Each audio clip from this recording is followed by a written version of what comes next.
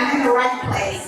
For those of you who know me, I'm Sandra Evers Manley, and I'm president of the Northrop Grumman Foundation and vice president of corporate responsibility. I'm truly honored to be here as we celebrate sisterhood, as we celebrate International Women. The one thing that I could say as we celebrate some incredible individuals and we get to hear from some remarkable women, this is what sisterhood is about. This is what understanding is about. So I want to thank the organization for inviting me. As I look out and see this diverse group of women, I'm reminded of an African proverb which says, to raise a boy into a man, you raise an individual. To raise a girl into a woman, you raise a nation. I'm here to be a part of this nation. Don't you like that? I love it too. I use it everywhere I go, anytime I'm in front of incredible women. Because we are a nation. We're a nation of international women. We're a nation of individuals who give. We're a nation of individuals with substance. And that's what this night is about. I want to thank Diane for the invitation. I didn't know what I was in store for. I'm a transplant from California. I've been... All right, I'm okay now. I'm okay. So how many of you have met somebody new tonight? Okay. You've got to make sure before you leave at least 5 new individuals. Because as women, we need each other. We really do. And so I'm going to tell you a little bit about our first speaker, our president. But before we do, I just want us to take a moment of silence for what is happening in the world and what happened today in Annapolis. One of the things that I think when we look at the name of this great organization, understanding, we need more understanding. So if we could just have a moment of silence for those who we lost today and just ask to say, not only do we need more love, but we certainly need more understanding.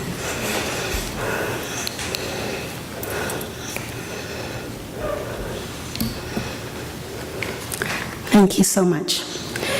So at this time, it's my pleasure to introduce our president, the president of the American Women for International Understanding. Marie Shorey is president of awiu and serves as co-chair of its New York chapter. Ms. Shorey is a retired educator of the Buffalo Public School System. She began her career as speech-language pathologist and retired as a special education coordinator. Anybody that does special education? Come on. And I know many of you don't know me, but before the night is over, you're going to understand that I come with love. I come with lifting others up and not tearing them down. But special education, it takes special people. So one more time for just doing special education. Bravo. In addition to that, she is a graduate from the State University of New York at Buffalo with a BA degree in communications disorder. She earned her graduate degree in speech pathology and her certificate of advanced studies in school administration from State University College. It is an honor for me to introduce a remarkable leader and a remarkable woman, our president, Maria Shorey.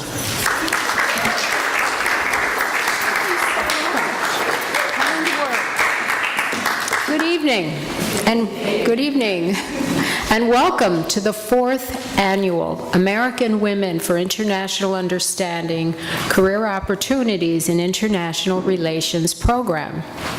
This program is designed to encourage and educate young women who are considering careers in international diplomacy or business.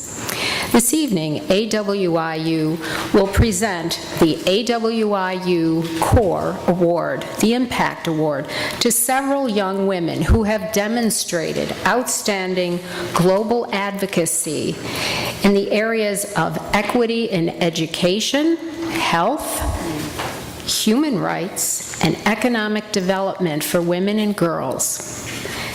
Their contributions have made a valuable impact throughout the world. We, wish them well as they continue their careers and pursue their careers in international relations. I would like to recognize our distinguished panel of speakers this evening. They are experts in global diplomacy and women's issues. My sincere thanks to Ambassador Swanee Hunt, to Dr. Louise Shelley, and to Sabrina Hersey Issa for participating in this evening's program and for sharing their expertise with us this evening. I would also like to thank Diane Mitchell-Henry. She's an AWIU board member, and she's the originator of this program. She is a treasure. She's a visionary. Thank you, Diane. I would also like to thank her wonderful committee, including Wendy Gladney, who has kept us all on schedule today. She's wonderful.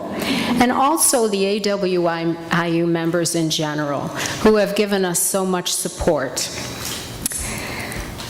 American Women for International Understanding has 51 years' experience in empowering women in the U.S. and throughout the world, and in promoting woman-to-woman global diplomacy. It is my pleasure to welcome you all here this evening and to express our deep appreciation for your interest in this program tonight. Welcome and thank you.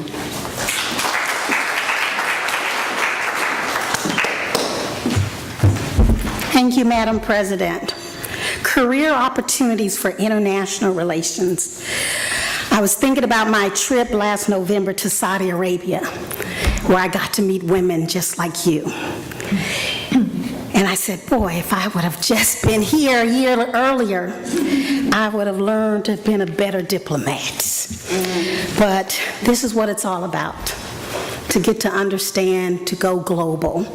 We are global women, and I'm so proud to have an organization that can bring forward to us career opportunities, help us to excel as we cross the globe.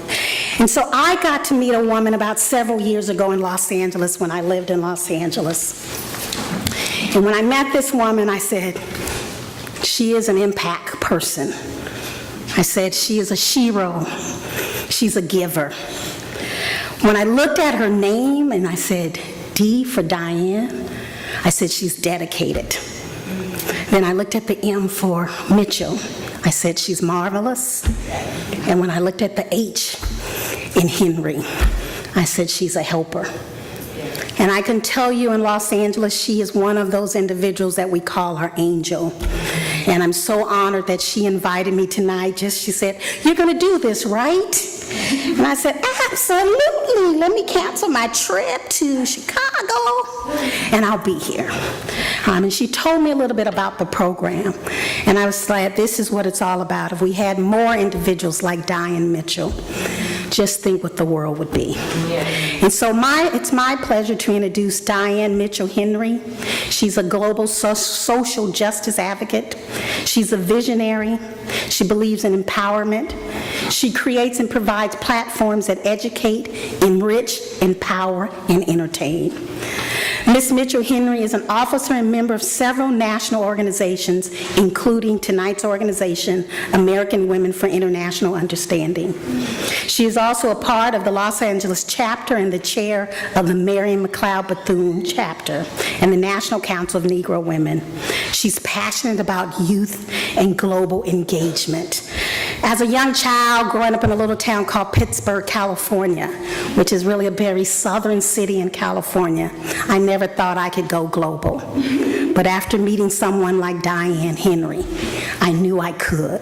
So please welcome tonight's Chair of Career Opportunities for International Relations Program, the great Diane Mitchell.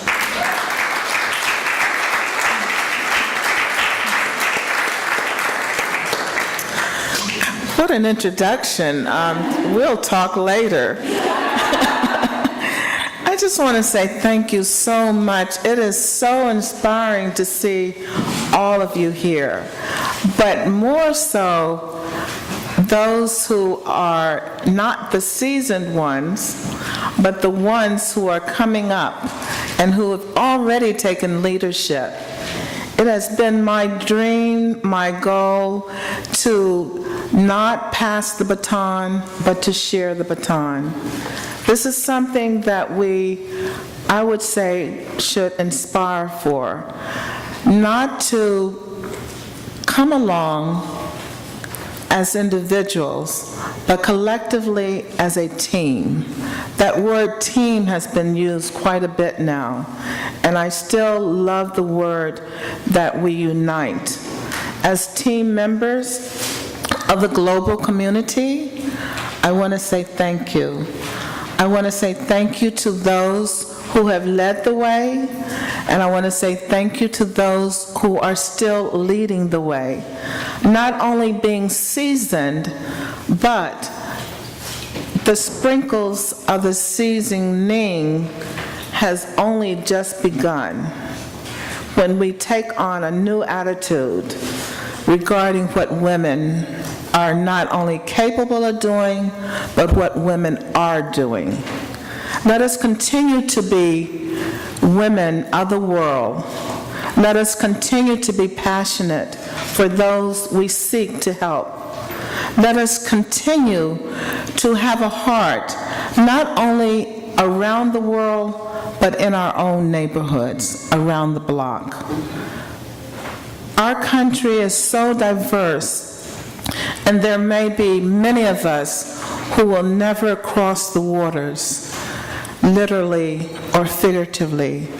However, we are from neighborhoods that have such a diversity and a richness of so many different cultures, and that's something that we need to start embracing a lot more.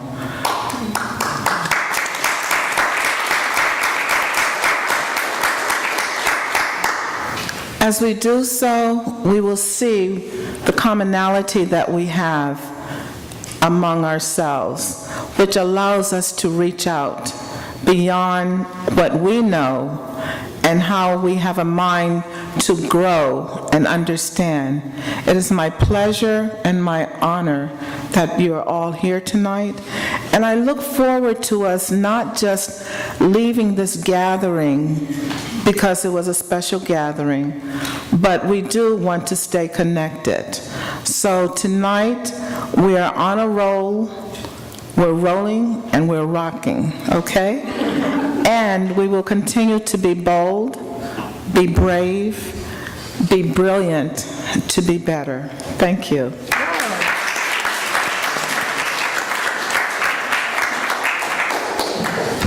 Thank you so much, Diane, for those wonderful words. Bold, brilliant, beautiful. I'm reminded last year I was in South Africa and a group of women welcomed me and they said, "My sister, welcome to your soil." I'm going to say to you, welcome to your world. Find your place, find your space, and make a difference. The next person that I'm about to introduce is someone that has made a difference in the world. She has made a difference in our city, and she's made a difference in so many of our hearts. Wendy is an international coach, consultant, speaker, and author. She's a native of Southern California and received her Bachelor's of Art degree in Political Science from the University of California, UCLA. Wendy is also a graduate of the Center for Nonprofit Management at Antioch University. With 25 years of experience in event management and community relations, Wendy worked for many leading community-based organizations. Wendy is the author of 3 books focused on forgiveness. Boy, do we need forgiveness today in so many of our places. Her first book, Healing Without Hate, How to Forgive to Live, provides uplifting strategies to overcome obstacles and find personal fulfillment. Wendy's international relations and diplomacy includes the South African delegation. She's been to South Korea, and she's been to China, along with Israel. We're very honored to have her tonight. I will also say in Southern California, what makes Wendy a gift in our heart is she has a column in one of our local newspapers. I know. Oh, wow. I never want to see the headlines of the newspaper. I want to get to Wendy's column. And so tonight, I want to get to Wendy moderating this incredible panelist. So please welcome an incredible leader in person, Wendy Gladney.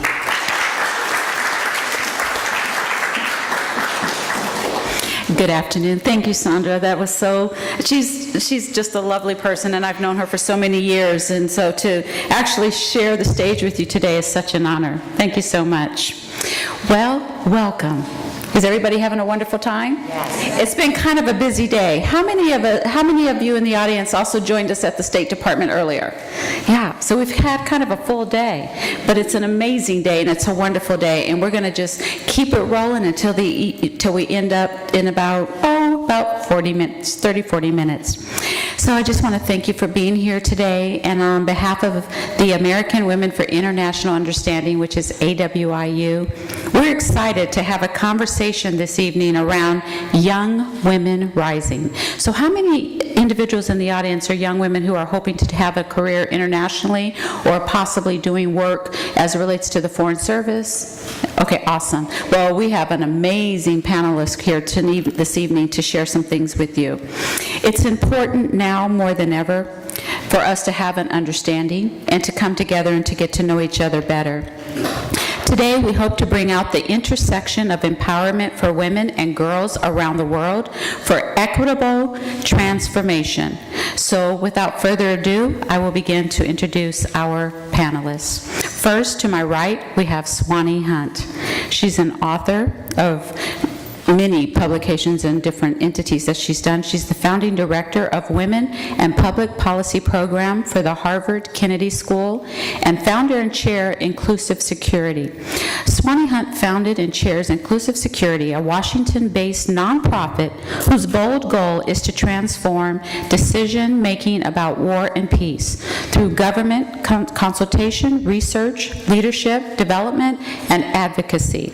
Inclusive Security increases the participation of all stakeholders, particularly women, in preventing, resolving, and rebuilding after deadly conflicts. I'm only going to share briefly about each of our panelists, but I do know that shortly after our event, we will have more information up on our AWIU website, which is awiu.org, so make a note, and then that way you'll be able to also learn more about each of these distinguished panelists. Secondly, we have Dr. Louise Shelley. Dr. Shelley is the Omar L. and Nancy Hurst Endowed Chair and a university professor at Schar School of Policy and Government, George Mason University. She founded and directs the Terrorism, Transnational Crime, and Corruption Center, also known as TRA-CCC. Her most recent books are Dirty Entanglements, Corruption, Crime, and Terrorism. And she also speaks on books around human trafficking, A Global Perspective. And her forthcoming book is called Dark Commerce, How a New Illicit Economy is Threatening Our Future. And she also was written while an inaugural Andrew Carnegie Fellow. And then to our far right, we have Sabrina Hersey Issa. Sabrina is the CEO of Be Bold Media, a digital agency for global advocacy that produces #Hacking Relief and #Hacking Hunger hackathon series to build and improve technology tools used for humanitarian relief and refugee services, and Vanguard, a global donor engagement program. So we will learn more about each of these women. Again, like I said, please make a note on the AWIU website. And to begin our discussion, before I go into some questions, I want to give each of you a moment, and I'll start with you, to my right, Ms. Hunt, to just share what is one thing that touched your heart about wanting to come here tonight to help these young women understand more about how they can get involved. Oh, great. I would love to. Let me just give you a sense. When you become ambassador, my husband said, you can't be friends with people in the embassy, because then jealousies and all that. And you can't be friends with the people in the country where you're serving, because you you're supposed to be, the United States of America. And so I couldn't, it just wasn't going to work for me. And so I invited about 5, this is relevant to y'all, the next generation. I invited about 3 or 4 friends, women, mothers. I said, let's get together at this little cafe, and because I wanted some sympathy. And so I said, well, let's just talk about our daughters, how they're doing. And the first one said, and I know I'm using up time, that's okay. I'll keep everything else short that I say. Okay. The first one said, oh, my daughter's having trouble in school, and I know that, it's really hard for her, and she has this boyfriend, blah, and I thought, ha. And then the next one said, oh, my daughter, she's really smart, but she's like failing math because she has this attention problem, blah, blah, and I thought, ha. And then the next one said, this was gripping, she was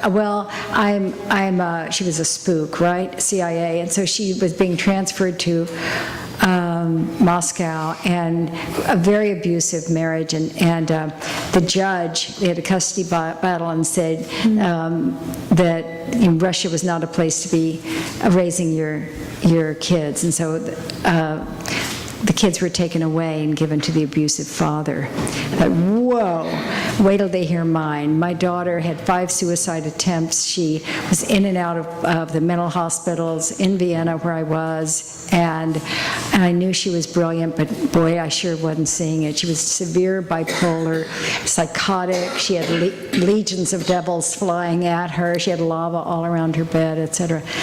So I told that story, and I thought, boy, it's good to have a place to talk about next generation. And the last woman said, well, I'm just so sorry for you, Ambassador. My daughter, she's in prison because she killed her husband who was beating her up, and so I'm taking care of the 3-year-old. I thought, whoa, this is real. This is real life, and I want you all to see that a person who makes it to the top of a certain kind of pyramid like they have at the State Department still is dealing, right? And we're surrounded, and you talk about what we give to each other. You'll hear about all kinds of good things, and let's just stick together and all. But you all, it's where crisis happens, and you think, what do I do? Shall I leave my ambassadorship? What do I do? What does any of us do? And that's why I wanted to be here with you, because I want you to hear and what it really looks like when you're in positions where you're in international affairs, you don't have the same support system, and what you have to do to be honest with each other about what you're facing. Wonderful. Thank you. Dr. Louise. I have a very different type of story to tell you. So today, when you hear that I work on human trafficking, or I work on transnational crime, and you hear about the opioid epidemic and how the drugs are coming from Latin America, and they're coming from China, nobody thinks that this is a marginal problem. But when I started working on this, my dean told me that that's what I was working on. I had a more conventional career, which is what you need to do to get tenure. And then I discovered this problem, particularly trafficking in women, and decided that this is what I was going to work on. And so one lesson I want to say to you is that you need to persevere in what means something to you. Don't follow the usual trajectory. You do what you believe in, and it'll have wonderful impact in your life, and maybe, like I sometimes hope, that I'm helping others. Secondly, when you do something, and women often do things that are different because women think differently, they have different values, they have different approaches. So they take a different course. right? So when I started working on this issue of transnational crime and human trafficking, nobody was working on it, which is why my dean called it a marginal problem. As opposed to, you know, that year I was invited to Harvard, Princeton, Yale, Columbia to talk on it and many other places, but it was a marginal problem because you'll have bosses that will not appreciate you. But you just got to persevere. But what's remarkable, and I was talking to one of my friends from college a few weeks ago when I was off testifying in a terrible, or I can't say a terrible asylum case, but in our terrible immigration situation these days. And this friend was saying to me that in his field in physics and in this field, there are women who have taken new types of disciplines, not the traditional course, do better in life because there isn't such a standard path to follow. So you don't want to do arms negotiation, which everyone else does. You want to do something that interests you, and because it's important to you, it will be an important issue that needs to be addressed. And so, I mean, this year in this, how do I say, divided political, horrible political environment in which we're living, I've been asked to be a witness to talk about policies on transnational crime and human trafficking 4 times. Not because I'm, not because I'm a woman. It's not like they need a woman witness. It may help.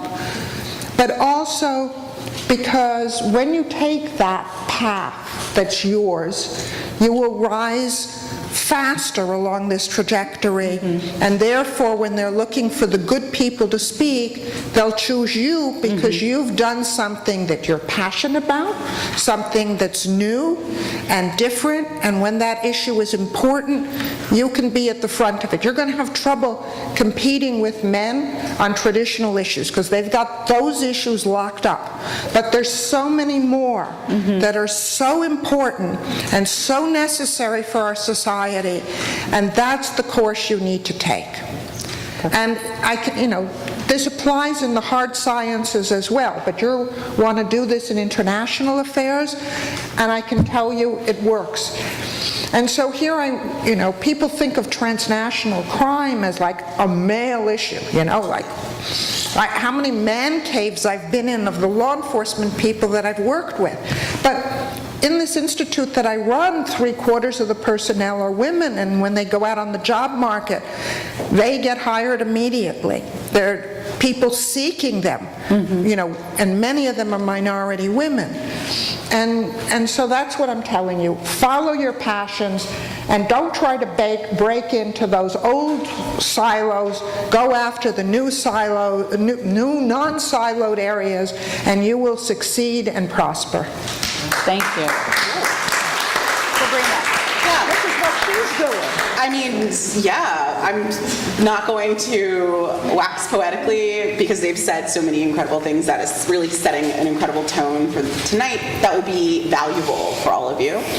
So thank you, Wendy, for the question about what made me motivated to come here today. And that's essentially that I believe one of my core operating principles is that I think it's really important to come up with a cohort, to come up with a community of people of whom I am proud to champion and whom also champion me. And so I know in this stage in your careers, you're trying to figure out what that looks like. And I want to be here as a model of what that could look like when you're doing things in traditionally, when you're making your own path in the world. I also have a question for the crew, for the crew. How many of you are first generation college students in your family? How many of you are the first people to enter into this field from your family, and you're like, your parents don't know what you do? Exactly. So I'm also motivated to be here as someone who's also like, my parents like kind of know what I do, like because I got good press. But when I was building my career, when I was first coming out of school, and they were trying to be like, go to law school because we're immigrants, or go to med school because we're immigrants, or become an engineer because we're immigrants. And I wanted to do something different. I had to be a translator for them and also be comfortable having a career that looks differently than my peers and is not exactly fits into the mold of what is traditional, expectations of rules and stuff, which I'm not really great at following anyway. So that's why I'm here, and I just want to be of service because I also believe in the importance of, as you're going through your career, going through it with a community of people where you champion one another and you have a shared set of values and you're able to sharpen and challenge one another, because one of the things that I think is really important is shifting this competitive environment of cutting people down and figuring out, as we are being vulnerable in the workplace or charting new specializations in our field, that we don't take toxic systems that we left and replicate them in what we're building anew. Build your own table, but make sure it is actually healthy and inclusive, so that more people can join it. Yeah. Thank you so much. So I'm going to keep this really moving because we're going to try to stick very close to our time. So Swanee, I want to ask you, because I know with your familiarity with Eleanor Roosevelt, she had a quote that says, "You must do the things you think you cannot do." Share that from your perspective with the ladies here today as it relates to this subject matter. Sure.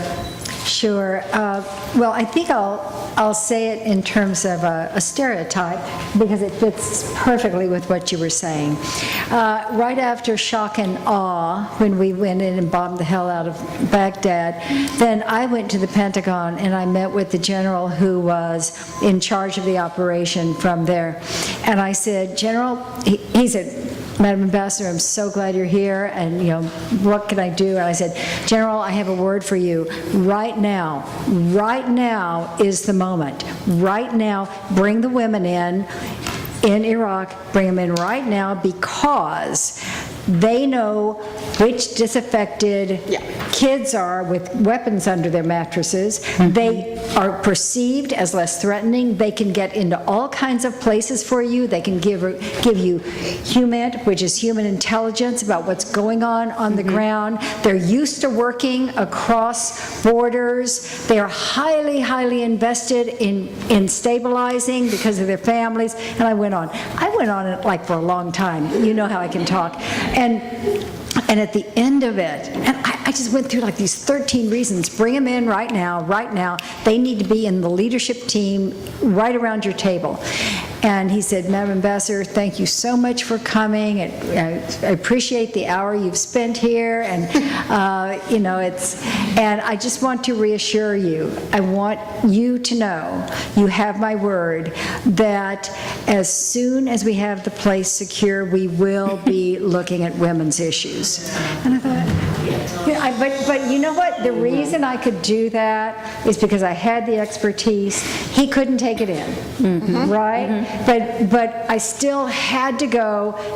It's more than knocking on a door when you're an ambassador. You just say, "I'm coming," and they say, "Oh, yes," and here's the time. And I just have to force my way in over and over and over and look for that person who gets it.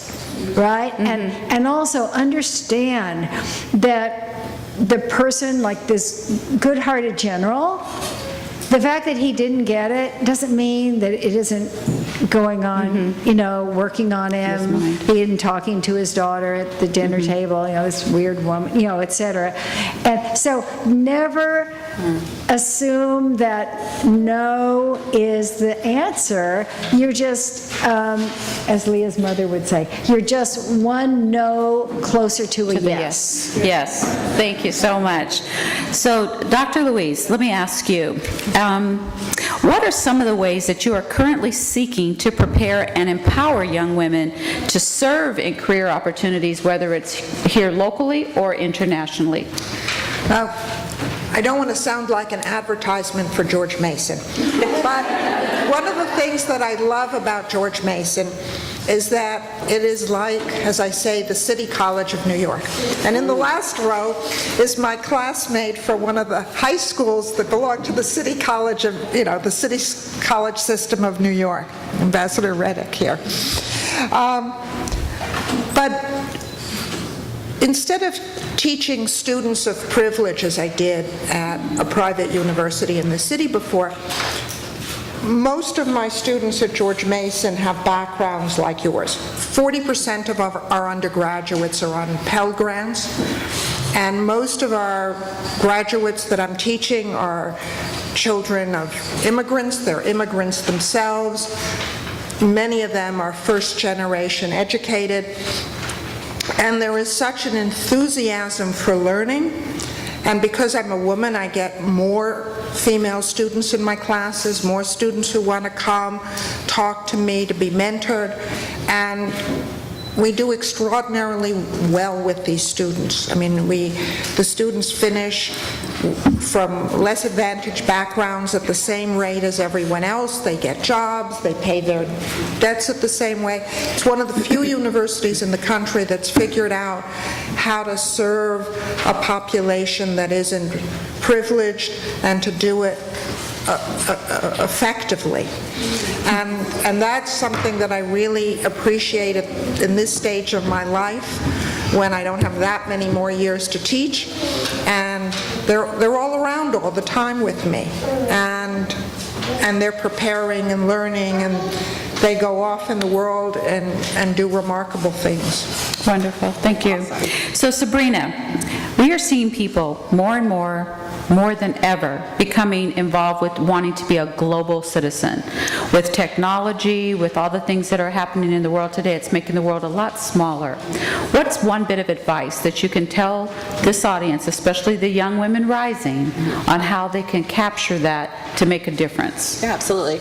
I want to just piggyback on your point, Dr. Shelley. A lot of my family attended George Mason University. You described most of my cousins and siblings who are proud Mason graduates. Yes. And it is one of the few morally defensible universities. It's affordable and accessible, and it is open gateways of opportunity, which is what I think technology has done as well. So the few ways that people can use tech to leverage it to become engaged as a global citizens and build your career is actually, tech is technically used as a amplifying platform. Like, I'm going to tell the world we're going to protest 3 o'clock, see you at the streets. But what I think is really valuable in tech in this current context is, and this is what I tell people coming up in their career all the time, is the ability for you to trust your own voice and to be your own tastemaker. And I think one of the key things in translating that into being a great global citizen is dismantling what is traditionally seen and prized in the foreign policy space, which is prestige, going to those fancy universities, getting the stupid awards, yay, stupid awards, but that is exclusionary. It prizes people who have been kind of picked already through systems that were designed for women and people of color to never really succeed in the first place. So what I really enjoyed about technology is this equalizing platform where your expertise is valuable, your lived experience is valuable because they're yours, and you now have platforms to tell those stories and to amplify those voices and to share your analysis. When women are usually in using tech to share their opinions on global issues, they call it sounding off or calling out. But when men do it, it's an analysis. So one of the things that I like to say is, like, call it an analysis. Use that prestige language and apply it to what you're doing, and be in a continuous practice of letting the world see you. And when you're doing that, it's going to signal that you have something to say, that you have a point of view that is to be valued, and is just as valuable as anybody else who attended the prestige universities, got the fancy awards, and then actually you will start to get those things as well. Allow yourself to be seen, have a unique voice, and use tech to engage in that in the community of ideas and in public forums, and know that your analysis is just as valuable as anybody else's. It's one of these things where the war starts at home. Like, you have to believe it first for anybody else to believe it. And tech is a really great way to connect with that and then spread it. Wonderful. Well, to stay on point with our time, because it is getting closer to time for our next part of our program, I'd like to just see, is there anyone that has a burning question that you would like to ask the panelists? We maybe have time for 1 or 2 questions. Not all at once. Okay, all right. If there is? Oh, I'm sorry, yes. Please stand and tell us your name. Hello, my name is Judy Olatunde. I have a question in regards to data science and how it would relate to this area that you all are in. What role does data play in what you do? Why is it important? Why is it relevant? Anyone specific would like to answer that? Oh, I'd love to, and I'm sure you do. Go ahead. So, one of the things that I've been working on, and I'm, how do I say, also writing grant proposals so I make sure I'm funding my students, is all on the role of data and technology in the enormous growth of this transnational crime and human trafficking. One of the research studies that was done by the DARPA, which is the agency that invented the internet, is that in 2 years, $250 million was spent on advertisements for human trafficking online. So if you can think of what the revenue must be from this kind of expenditure, it gives you a size of the phenomenon. So everything that I'm doing at the moment is related to technology. And I've had to be a very quick study in learning new types of data analysis and data mining and getting my students to do this. And I just thinking about an award I got yesterday where I have to train them in supply chain analysis and how it works with this. So data is absolutely critical to this because so much has gone into cyberspace and has scaled to such enormous proportions. Thank you. In my opinion, I think that, so Ambassador Hunt, your example about the general who just didn't get it, and there's that kind of framework with data. My interest in data in terms of how it applies to foreign policy is it's a nascent field that's being shaped right now.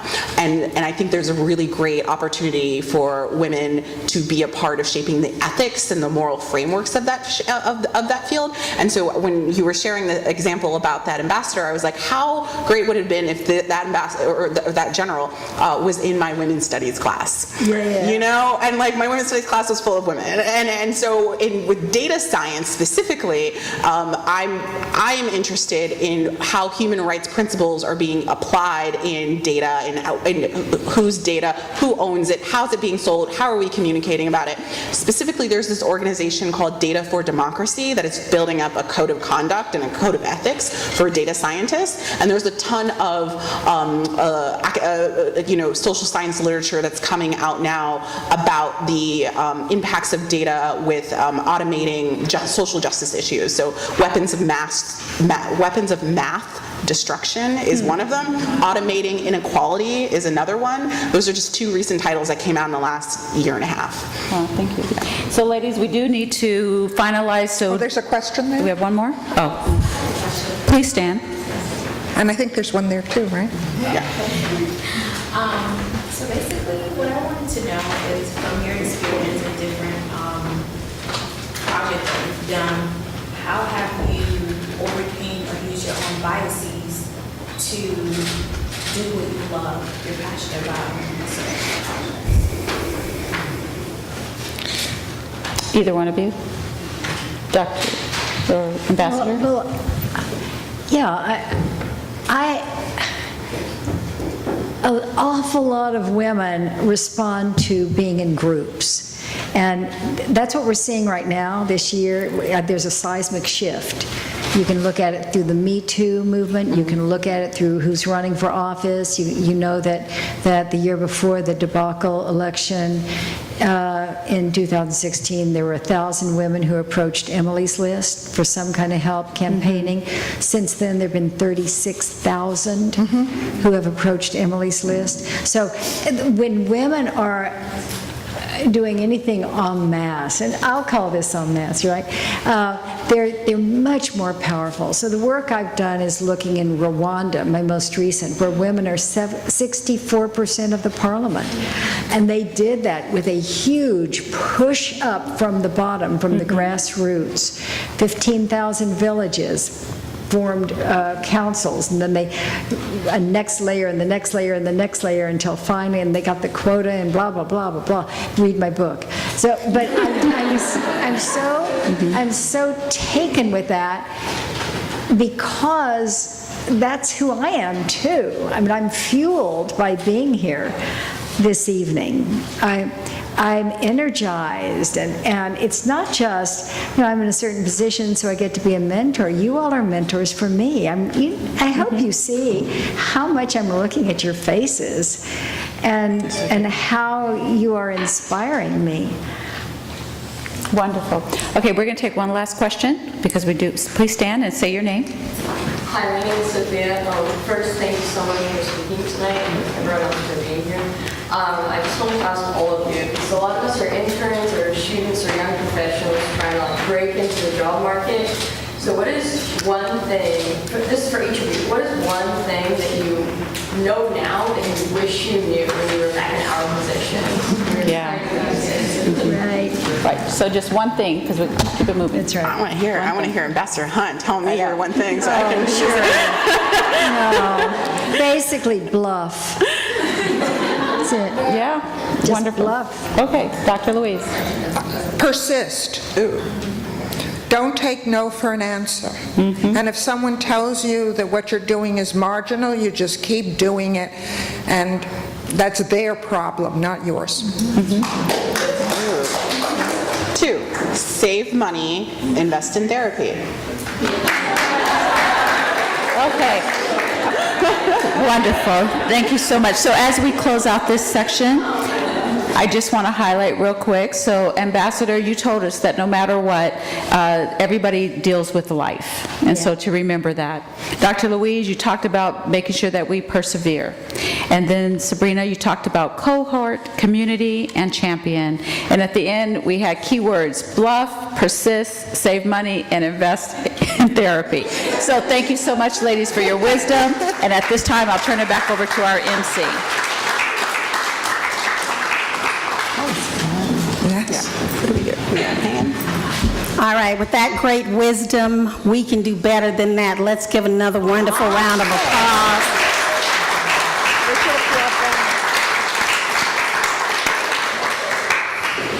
Lots to chew on, lots to think about, and to have that kind of wisdom and women willing to give of themselves and give their voice.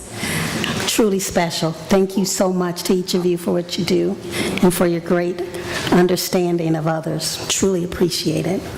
Part of tonight's evening is honoring young women rising. The American Women for International Understanding is proud to be able to present its 2018 Impact Awards. But before we do that, we have greatness in the room. We have someone that's here that we are truly honored to just be able to say her name. And when I say a little bit about her, you'll know why. But as we talk about life of service, and we talk about someone who has truly broke down barriers, she has done that and more. So I'd like to share just a little bit about tonight's presenter, because she is an amazing leader. Ruth A. Davis is a United States diplomat. Davis is the 24th General of the United States Foreign Service. She is the first woman of color to be appointed as Director General of the Foreign Service. That's cool. And that's cool, isn't it? Really cool. Come on, that's worth a round of applause. and the first African-American director of the Foreign Service Institute. In 2002, she became a career member of the Senior Foreign Service and a career ambassador. She is the Chief of Staff of the Africa Bureau of the U.S. Department of State. Now listen to this. In 2001, Davis was appointed by President George W. Bush to be the Post-Director General of the Foreign Services. She has an honorary doctorate from such individual places as Spelman College. She has received the U.S. Department Arnold L. Raphael Memorial Award, the U.S. State Department Superior Award. We're in the midst of greatness. Please welcome tonight's presenter, the Honorable Ruth A. Davis.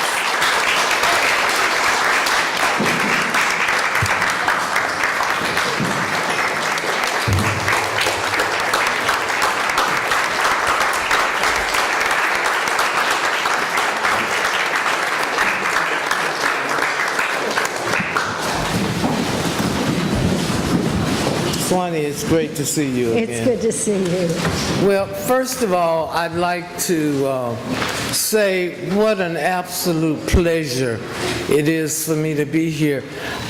It was very, very hard for me not to jump up and contribute to answering all of your questions, because I think the questions were good, I think the panel was good, it was really fantastic.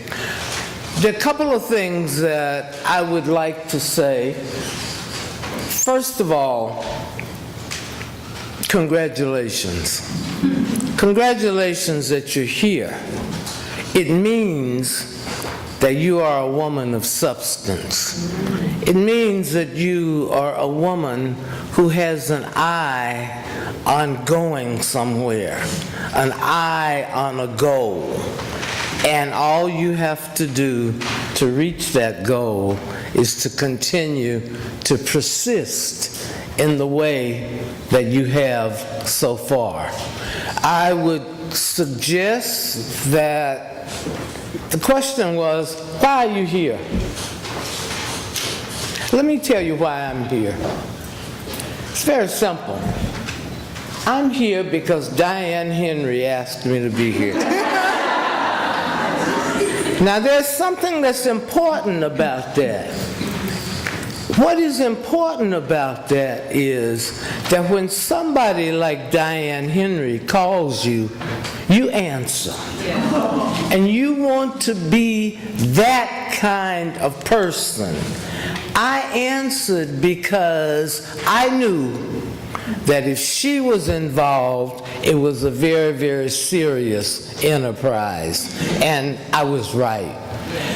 Second thing I'd like to say, and then I will start to do what you called me up here to do, is that in your careers, you will meet many people.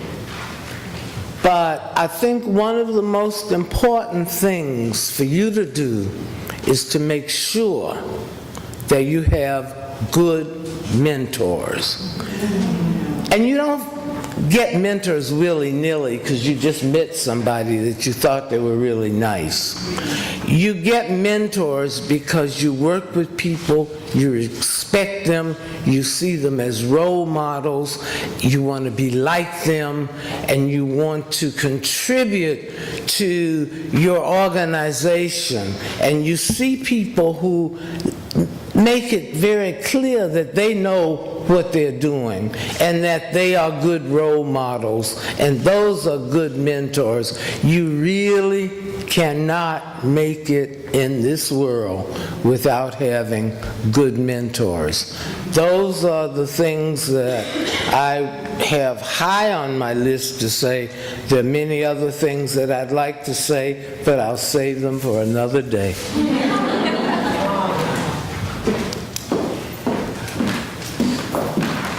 Thank you so much. We're now going to introduce tonight's honorees, Rising Women.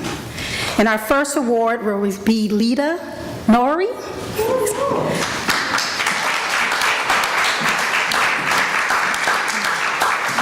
And I'm just going to ask each of of our honorees, if they could just share a couple words about themselves, because I think you would want to know who they are.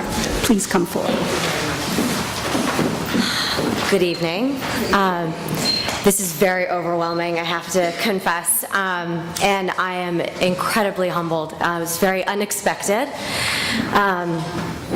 Very quickly, in the context of confessions, I have to tell you all that I actually never anticipated working in international relations whatsoever.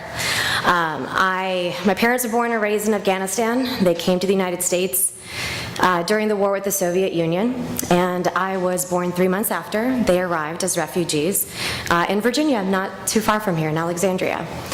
And I was very inclined to continue to embrace my Afghan culture. I recall the stories that my mom and my grandmother would share with me about going to the movie theater and watching Clint Eastwood movies, and that was my mom's biggest idol. And she loved all the Western films. But it was tough to resonate these beautiful stories with the images I was seeing in the media. As many of you all will recall, the brutal treatment of women and girls under the Taliban regime. And for that reason alone, I was motivated to get involved in the community, whatever that meant, whether it was raising awareness, protesting, organizing, fundraising, and that was always in my personal capacity. So fast forward, I never dreamed that there would be an opportunity for me to ever see the country that my parents were raised in, where my roots are. And as I was journeying through my academic career and my earlier childhood, I watched my mother go through a lot of adversity, particularly as a survivor, and my sister and I are also survivors. And it just didn't resonate with me why she was being treated a certain way versus my father after she decided to divorce him. I bring all this up for you because the culmination really was after September 11. In this tragedy, I found a potential opportunity to do good, to be part of the rebuilding process in Afghanistan. Now, I didn't know what the heck that meant, really, though. I wasn't a Model UN student. Like I said, I got involved in the community, but I didn't take a single international relations class. I wasn't taking that linear trajectory into the path of or a career foreign service. I thought I was going to go to New York and work in a public relations firm, because that was what I really was passionate about, and still am. And at that juncture, I decided that there was something I needed to do. I had to do something, whatever that something was. And I decided to seek out mentors. And that has been one incredible component of what has brought me to the point that I am today, and hope to continue to move forward in the space of international relations, particularly advocating for the rights of women and girls. So I started off in the nonprofit world, focusing predominantly on Iraq, and then after about 4 years, I got the interest to know what it was like on the other end of the spectrum, and have since then been at the State Department in the Secretary's Office of Global Women's Issues for the last 10 years. Working, in addition to Iraq, I also then started working on advocating for the rights of women and girls in Afghanistan. And to this day, I still pinch myself because I truly feel that I am a servant. I'm a servant of the public. I am a vessel for the voices of Afghan women and girls internationally. And I have the great honor and pleasure every day to work side by side with partners who, some of whom are here today, who are just championing these issues. I try not to get emotional on a daily basis in spite of the obstacles that we are facing, because we care. And we understand the value and the importance of the role of women in our foreign policy and programming. So I'll stop.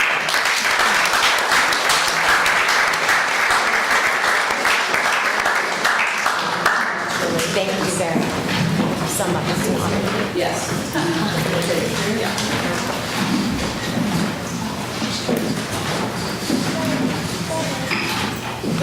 Yes. 1, 2, 3. Thank you so much.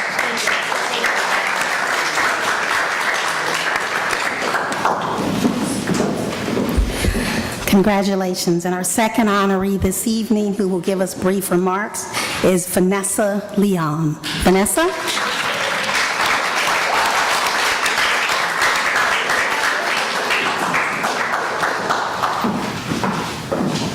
Good evening. I am just incredibly honored by this opportunity to receive this award from the American Women for International Understanding. And thank you, Ms. Mitchell-Henry, for your foresight in creating such a program and opportunity. To be brief, I am Haitian American. I'm the first person in my family. Welcome. Okay. To be born in the United States, and for me, the international realm, similar to my colleague, is not something that I pursued, but something that found me. I happen to have been in my final semester of my graduate urban planning program at New York University in urban planning when the earthquake struck Haiti in 2010. At the time, my father was in Haiti. Thankfully, he is alive and well. We lost a cousin. But it was this thing where I was studying to be an urban planner. I had dedicated my life up until that point to working with low-income minority communities in the United States. And here I was where my country needed leaders like myself more than ever before. And so in searching for opportunities, who's doing planning in Haiti, where are Haitian voices at the table of rebuilding, and realizing that we weren't there, we weren't being given those opportunities, I realized I had to create what I was looking for. And so today I'm the founder and CEO of Pensiona Consulting, an international urban planning firm and public policy shop that works both in New York as well as in Haiti. I'm based in New York and looking to expand more broadly in the Caribbean region and hopefully one day on the African continent. And so I am just, as you can tell, overwhelmed with just joy and inspired by the possibility that exists here and the world, around us, where we have, young people, we have women that we can look up to who have charted the path for us coming along to continue to do this work. And I'm also a doctoral candidate where my PhD will be in public and urban policy, focusing on decentralization, governance, and public service delivery in Haiti and in countries like it worldwide. So thank you for this opportunity once again, and I look forward to what the future holds for all of us.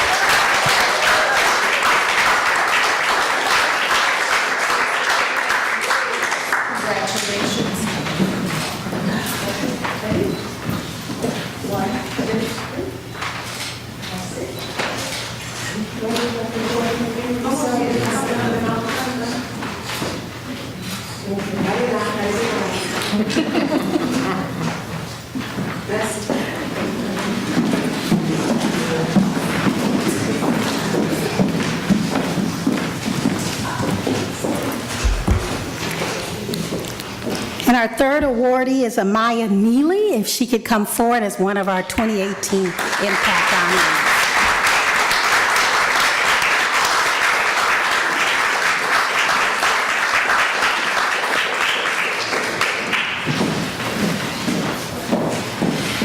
Hi, everyone. Thank you so much for being here tonight. I just want to start off and say I'm probably one of the youngest people that you'll hear from tonight. I'm 18 years old. I'm a rising sophomore at Cornell University studying applied economics.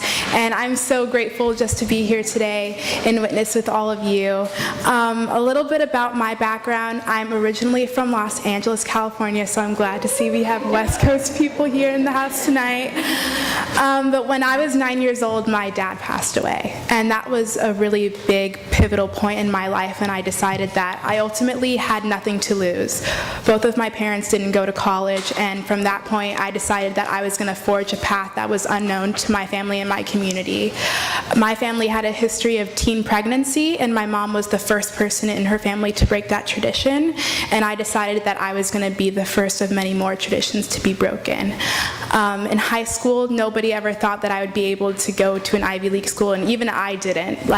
It was my mentors that really pushed me to even apply to an Ivy League school in the first place, and I think that's why mentors are so important. And one of the reasons why I decided to apply and be a part of the business in applied applied economics program at Cornell is because I want to be a leader in my community, and I want to forge spaces for us where there haven't been any. If you look at the leaders in financial services and consulting and private industries across the United States, there's not black female leaders out there. There's not many. And I think that if there's not space for us, we're going to make space for us. And that's why I'm part of doing what I'm doing today. A little bit of what I do at Cornell. Well, originally I was in high school. My high school was only 2% black. There was not many people like us. So I formed the first African American student union at my school. And from there I decided to transition to Cornell, which still isn't as diverse, but I still wanted to implement that in a lot of what I was doing. So I'm a part of the competitive British parliamentary debate team at Cornell University, where we travel internationally to compete in some of the most competitive tournaments throughout the nation, and a part of that is a lot of our outreach and advocacy. So as a part of that program, I've gotten to work a lot with the Juvenile Detention Center in Tompkins County, Ithaca, New York, a lot with the Girl Scouts, and I've also gotten international opportunities to be able to go to Slovenia, Cape Town, Vietnam, to be able to teach people how to empower the young women there, how they can use their voices for the cause that they care about the most. In my future, I'm really excited to take advantage of all of the opportunities available to me and making use of the resources at my disposal, and I want to continue to do that. But for all of you tonight, I'd really want to push for you guys to never forget your values, never forget where you came from and who's given you the opportunity to be here tonight. I think if you're all sitting in this room, we're all in places of privilege to be able to help other people, and I want us all to continue to do that in the future. So thank you so much for your time.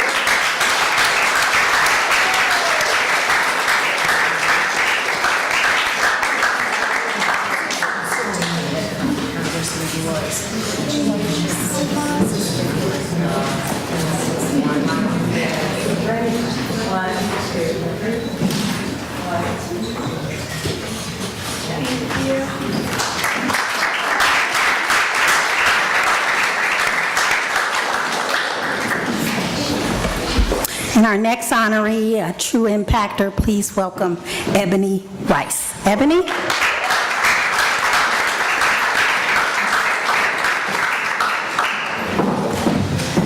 Good evening, everyone.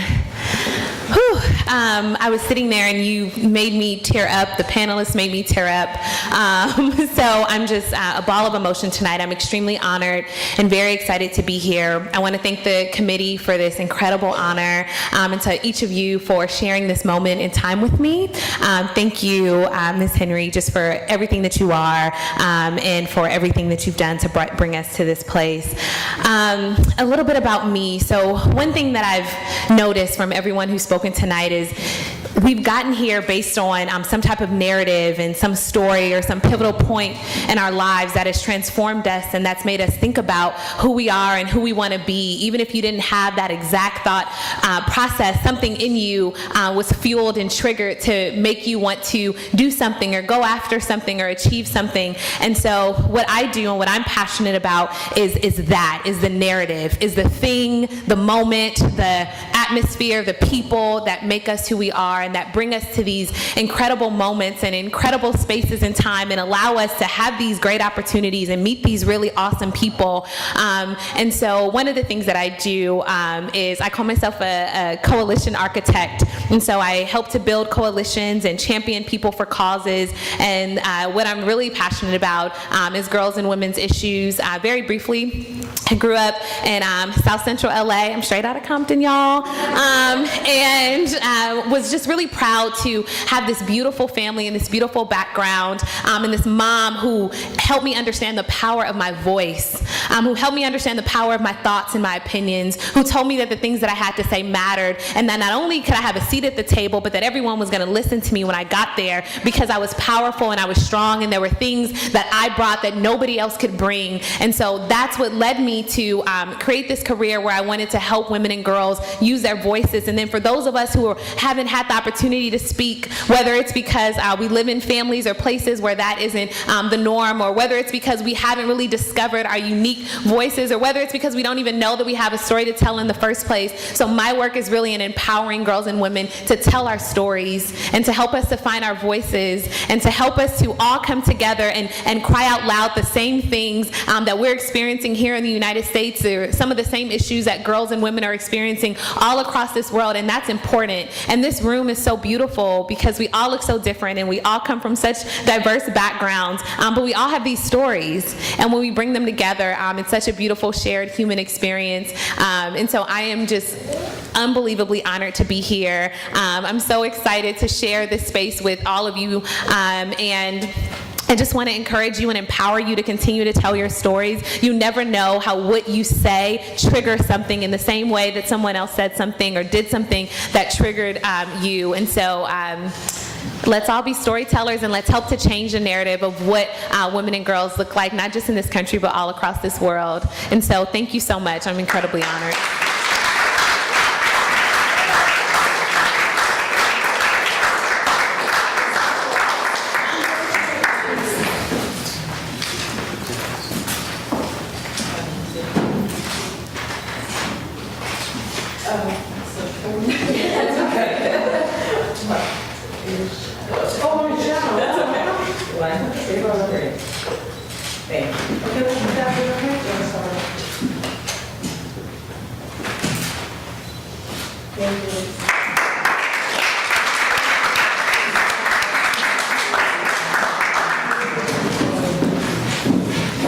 We're down to our last honoree. If I could ask Alexis Diane Jefferson if she could come forward. I would also like to take the opportunity to thank the Honorable Edward R. Royce, Member of Congress from the 39th District of California, for presenting their wonderful awards. Welcome, Alexis, with your beautiful daughter.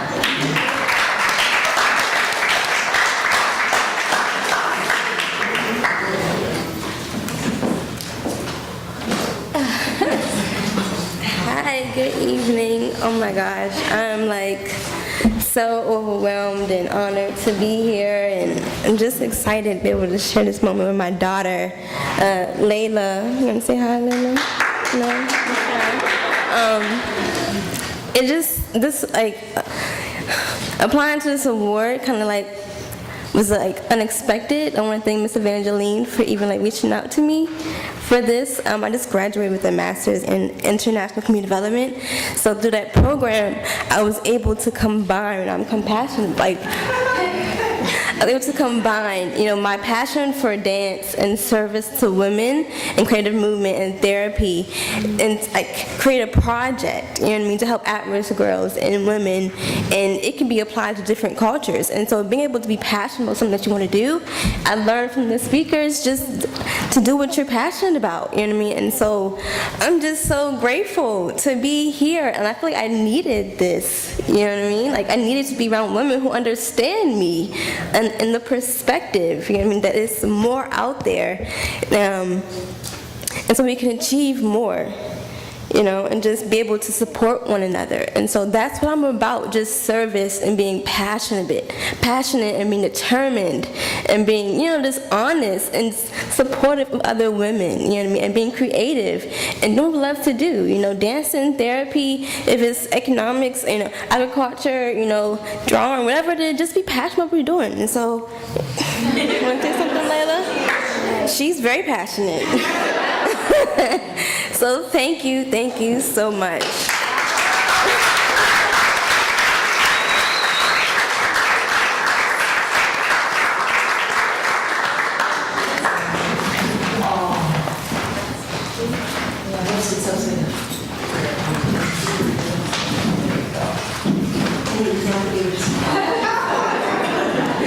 Okay, look here, please. 1, 2, 3.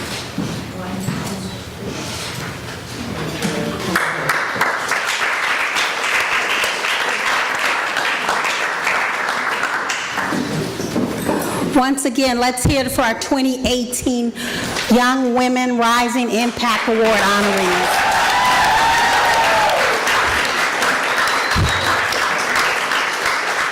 I want to say, as I begin to take my seat and ask Diane to come back, I want each of you to think about two things.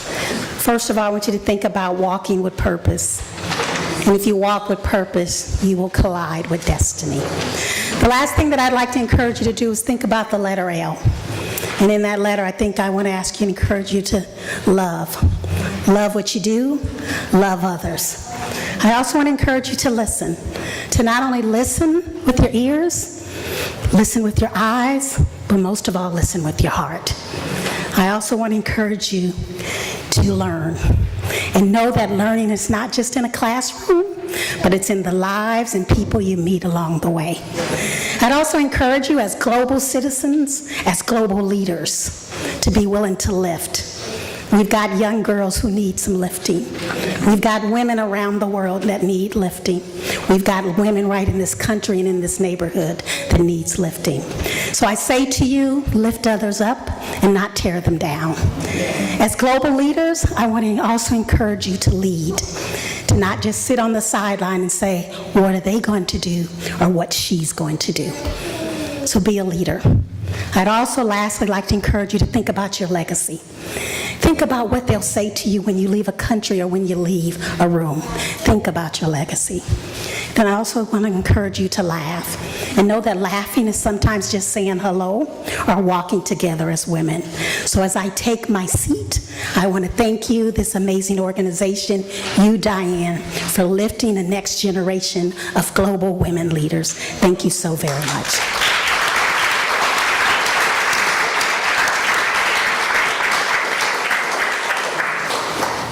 Just quickly, I'd like for my members of awiu to stand, and also the committee, please.